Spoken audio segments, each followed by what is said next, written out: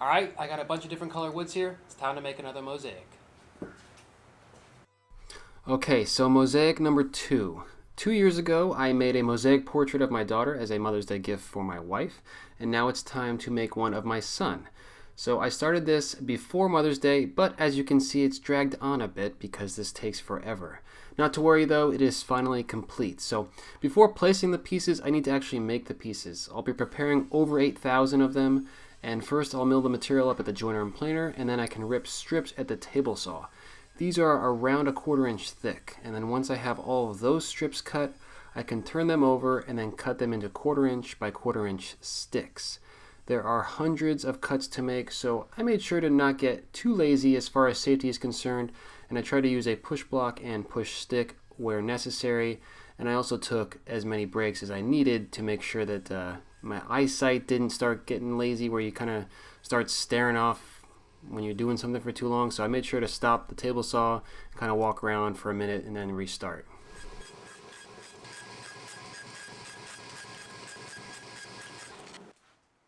And here are the sticks. Now I need to sand them down to their finished dimensions of 3/16 by 3/16. The table saw cuts will not be perfect, so having a way to mill them down to final dimension with more finesse is very helpful.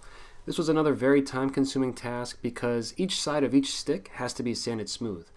So at each thickness of the drum sander, I would run the sticks through twice, one on each adjacent face. After that, I can lower the drum and run the remaining 2 adjacent sides through.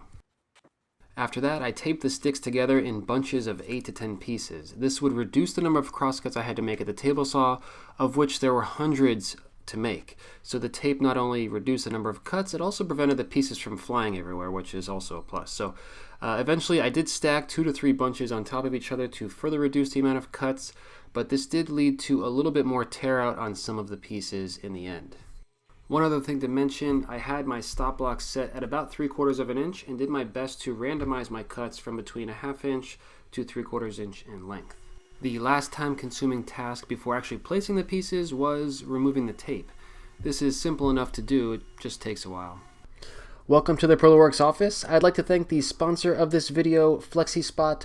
Earlier this year, I made this awesome standing desk using one of FlexiSpot's standing Pro Plus desk frames, and it turned out awesome. I use it pretty much every single day. To celebrate their 6th anniversary, FlexiSpot is having their huge Tech Day sale between September 7th and 9th. Save up to $200 on FlexiSpot.com. I've been using my FlexiSpot Pro Plus desk frame since January and have been really happy with it. It helps me with pretty much everything I need to do at the computer, whether I'm sitting or standing. The keypad can store 3 desk heights, which can bring the desk up or down to the perfect height with one push of a button. As I mentioned, I made the top for this frame, but FlexiSpot has a wide range of products that include their very own tops, so check out FlexiSpot.com to take advantage of their Tech Day sale from September 7th to 9th. Thanks, FlexiSpot! Okay, now it's time to place the pieces. I didn't really change any of my strategies from the last mosaic. I'm using a piece of 1/4 inch MDF as my substrate, along with a bunch of strips of double-sided tape. I have a printout of the mosaic, which was created using a free program called PhotoBricks.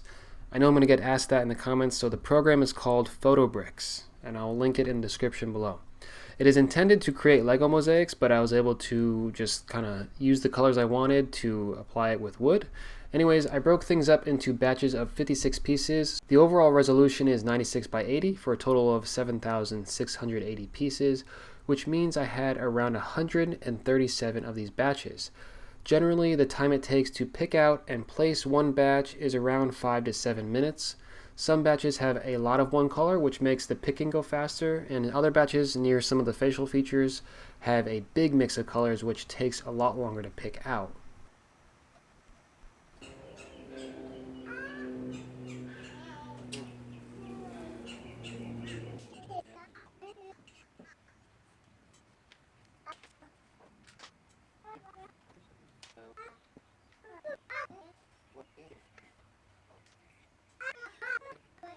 The model himself was in the shop a few times to help me out, so thank you, Joey.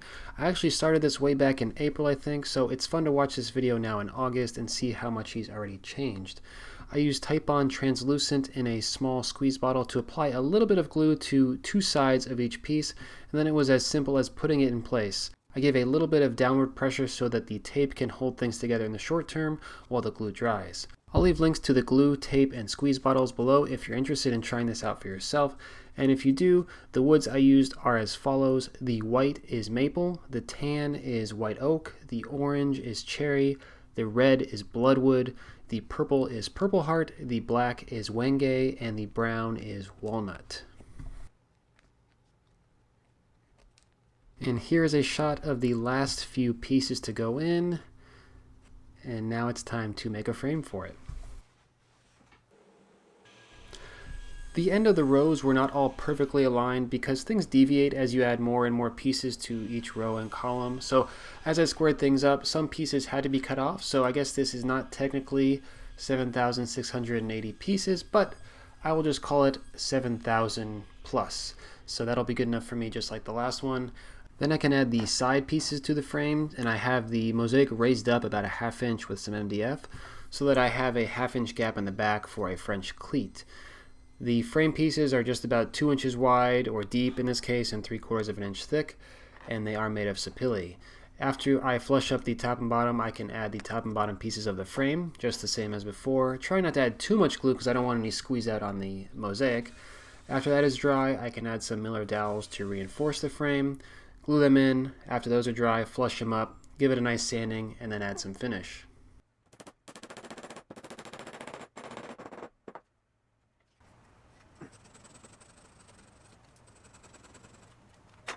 Throughout this long process, I was getting a little bit worried that the cherry and white oak were starting to blend a little bit too much, but as I added a coat of finish, this is spray lacquer, they started to separate and contrast a little bit more, which I was happy with. And I think as the cherry ages over time, it'll darken up even more, and it'll look that much better.